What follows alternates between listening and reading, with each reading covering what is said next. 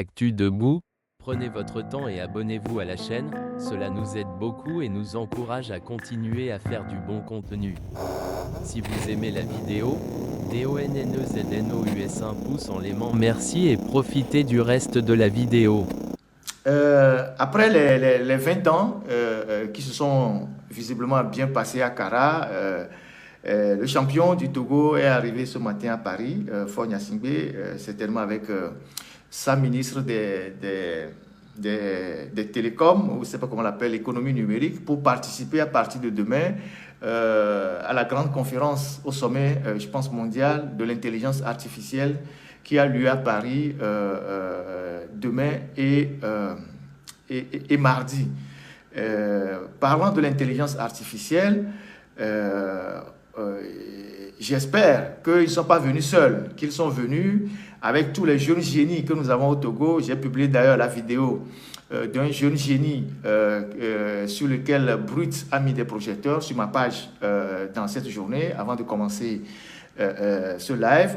Un jeune Togolais qui lui-même n'a pas fait de très grandes études, mais par le bricolage, il ne fait pas partie des universitaires qui vont faire des conférences bidons sur quelqu'un qui a régné pendant 38 ans, qui n'a pas apporté grand-chose. Donc un jeune pétri de talent, qui fabrique des drones, qui s'essaye à fabriquer des drones. Et selon ce jeune lui-même, dans son interview, il dit, pour lui, c'est une passion et il espère qu'en fabriquant les drones, il va le mettre à la disposition des agriculteurs. Vous savez qu'aujourd'hui, les drones ne sont pas seulement du matériel utilisé dans l'industrie de l'armement ou de la guerre. Les drones servent à beaucoup de choses, dans la communication pour les journalistes que nous sommes, dans l'agriculture, dans l'armée et dans beaucoup de domaines aujourd'hui.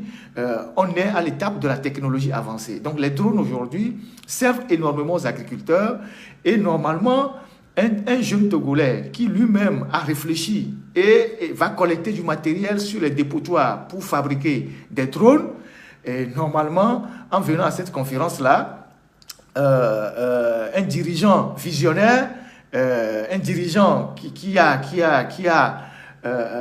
qui veut véritablement donner un coup de pouce aux jeunes, à la créativité, devait réserver une place conséquente pour tous les jeunes génies togolais qui sont dans l'invention, qui sont dans la réflexion sur l'intelligence artificielle.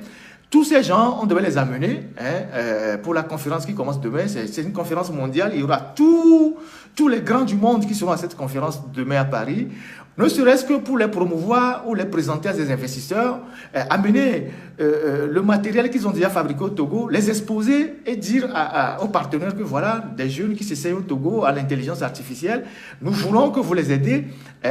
L'État togolais est déjà disponible, nous voulons que vous les aidez, vous aidez ces jeunes-là à faire éclore leur talent et à fabriquer plus. Parce qu'il n'est pas quand même normal qu'en 2025, nous ne continuons pas à importer des téléphones portables, nous ne continuons pas à importer des ordinateurs, nous ne continuons pas à importer tout dans notre pays. Les clés USB, c'est des choses que des jeunes en Afrique, si on leur donne les moyens, particulièrement au Togo, peuvent fabriquer sur place. Peut-être ce qui manque, on va le chercher à l'extérieur. C'est ce que les Chinois ont toujours fait. Mais aujourd'hui, le constat est là. Les jeunes se débrouillent selon leurs propres moyens, mais il n'y a pas un fonds pour pouvoir les accompagner, pour que ces jeunes-là puissent véritablement éclore leur talent et marquer et extérioriser toute leur intelligence, le génie qui dort en eux. Et c'est vraiment dommage. Si demain vous cherchez à savoir qui ont accompagné Faure Gnassingbé à cette grande conférence sur l'intelligence artificielle, vous aurez lui-même, son entourage immédiat, Sina Lawson, qui est ministre de l'économie numérique, et puis vous n'aurez aucun jeune, aucun génie. Et pourtant, à Lomé, vous avez plein de jeunes qui sont à Lomé là-bas, qui s'essayent à l'intelligence artificielle, qui sont très bons en technologie. Vous voyez? Mais, un instant.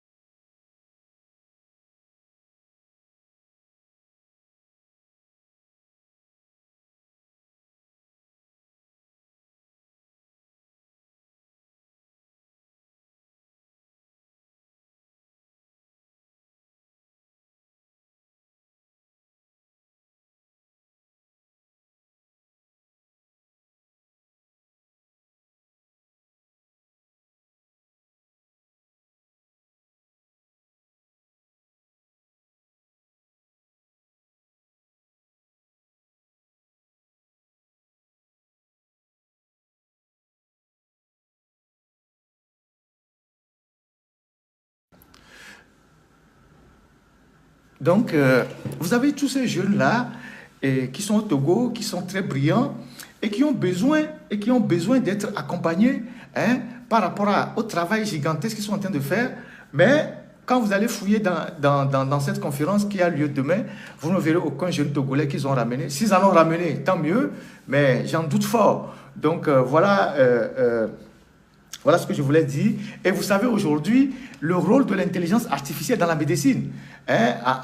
Dans certains pays en Afrique aujourd'hui, ou même en Occident, les gens ne sont plus même à l'étape du scanner. Il y en a encore ceux qui utilisent le scanner. Les gens sont à l'IRM et qui sont même à l'IRM nouveau modèle.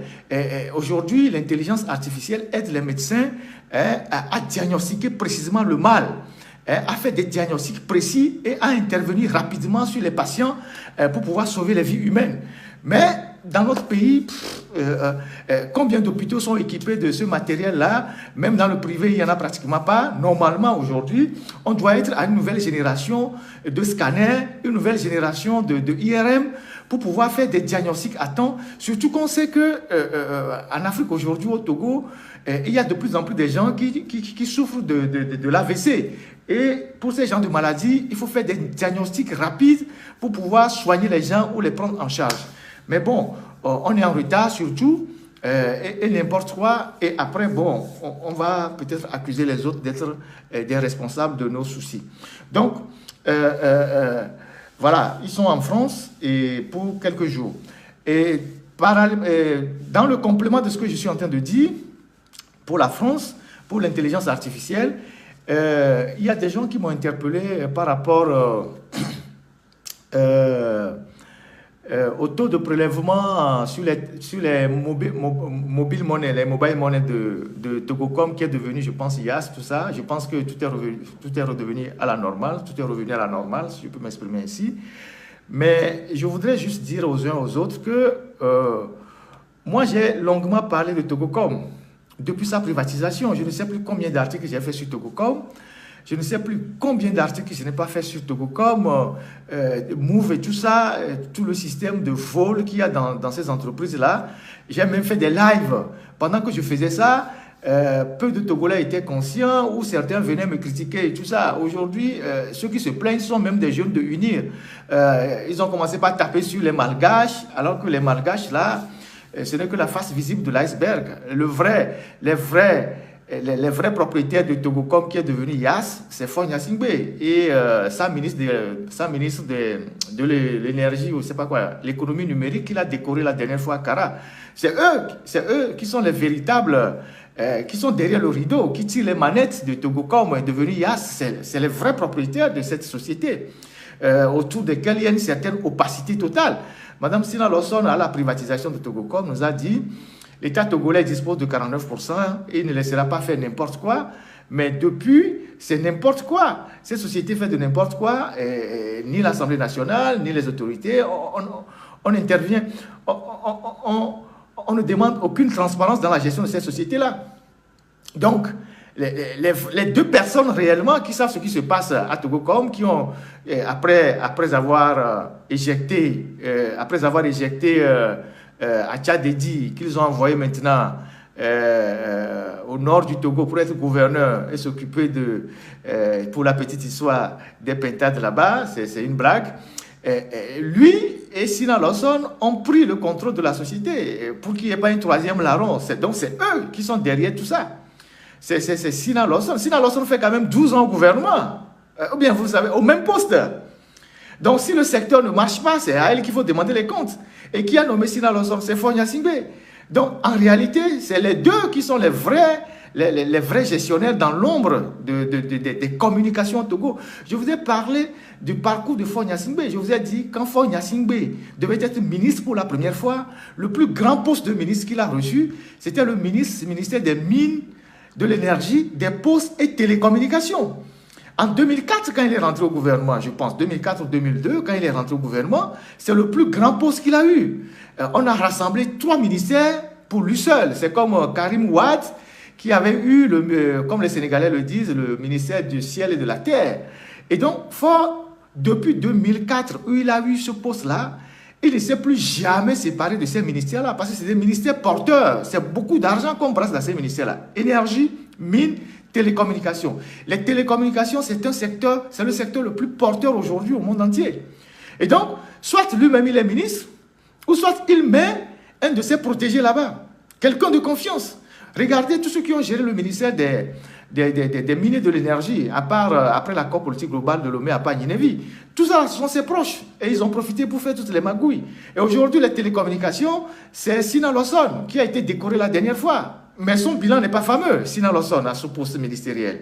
Et donc, c'est eux. Donc, au lieu de s'en prendre aux malgaches qui ne sont que la face visible de l'iceberg, c'est vrai de les dénoncer, mais celui qui est le vrai visage qui pilote cette histoire-là, c'est Fonya Singbe et ça dulciné Sina Lawson. Donc, il faut s'en prendre, vous les jeunes du Nil qui vous plaignez que Yassé est en train de vous voler. Il faut doiter celui qui est au cœur même du mal. C'est le champion que vous soutenez, c'est Fonya Singbe.